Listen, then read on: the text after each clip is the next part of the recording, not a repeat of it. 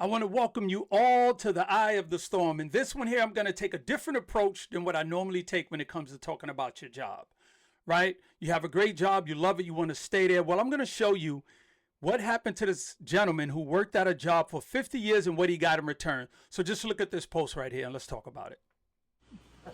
50 years, 7-Eleven. Same here.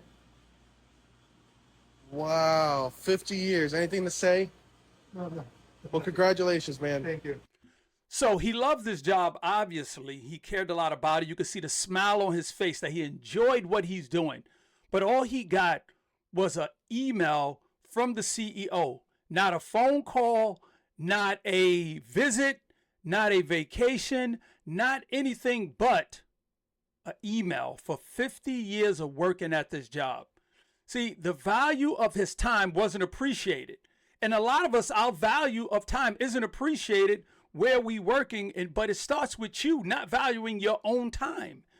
You have to say to yourself, do you plan on working there 20, 30, 40, or 50 years? And if you do, is there something else you could be doing better with that time to grow and expand? And how much money can you make at this position? Better yet, what if you were to get fired? What would be the outcome? What would you do? Your time is valuable.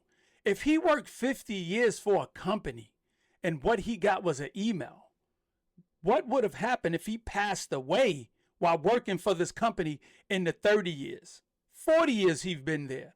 What kind of recognition would he have gotten for passing away? You have to start looking at your time as equating to money. And I hate to value the two. But I have to.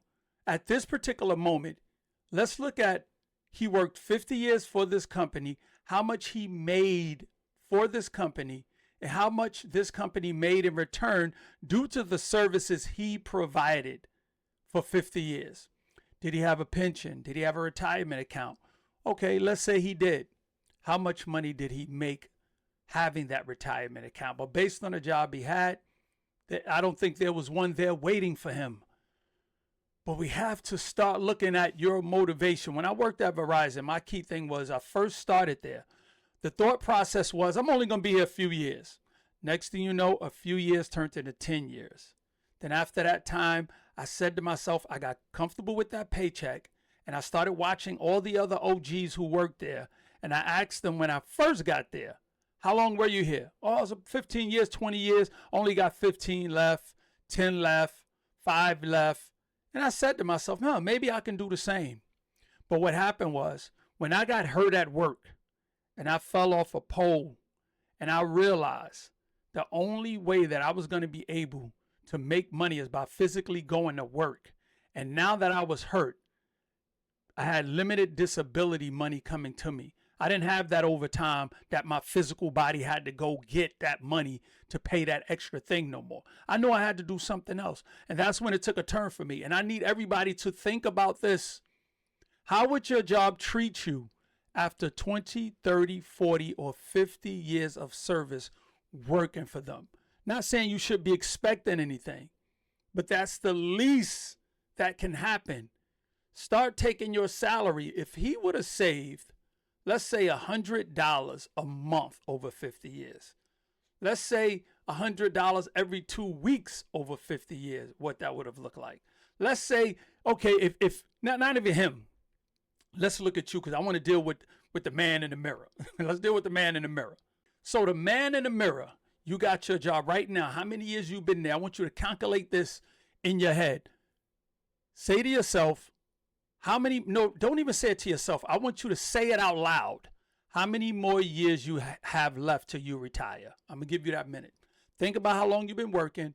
And let's say, man, I got 10 more years to retire. 15 more years left to retire. You mean there's nothing you can do to speed up the growth of money that you can make so you don't have to stay that long?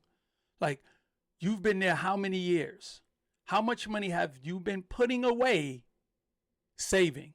Whether that's that $100, whether it's that $100, whether it's your tax return, which I always talk about the tax return check. We get our tax return check, we start balling out. We throw it in the air, let the money rain down on us. Start taking that money and make investments into things, because the job isn't guaranteed. If you have to make money only by getting up every single morning, what happens when you can no longer get up? Like, we are wearing these jobs as a badge of honor. And I got to give something to that next generation. They are so adamant about not working a job for nobody anymore. They are adamant to say to themselves, I'm going to start a business. I'm going to start some kind of entrepreneurial thing.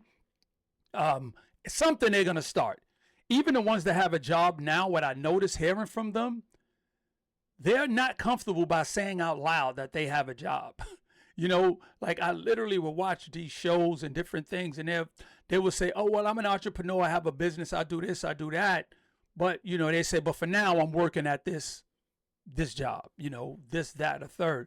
See, it's a different mindset. We had the job where our parents or people around us are like, hey, what I'm gonna do is I'm gonna set you up and get you this interview at the job so they can get you in there and things like that. And we were groomed on the job.